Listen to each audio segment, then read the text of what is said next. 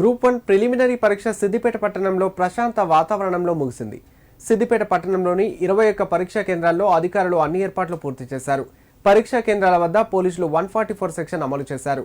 ఈ పరీక్ష ఉదయం 10:30 నుంచి 1 గంట వరకు పరీక్ష జరిగింది.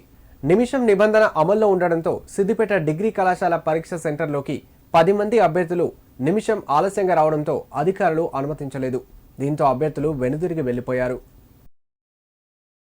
జనగామ జిల్లాలో గ్రూప్ 1 ప్రిలిమ్స్ పరీక్ష ప్రశాంతంగా ముగిసింది. జిల్లా వ్యాప్తంగా 14 పరీక్షా కేంద్రాల్లో పరీక్ష నిర్వహించగా అన్ని పరీక్షా కేంద్రాల వద్ద 144 సెక్షన్ అమలు చేశారు. 1 నిమిషం నిబంధన ఉన్నందున సెంటర్ వద్దకు ఆలస్యంగా వచ్చిన కొందరు అభ్యర్థులను అనుమతించకపోవడంతో నిరుత్సాహంగా సెంటర్ వద్ద నుండి వెనుదిరిగారు.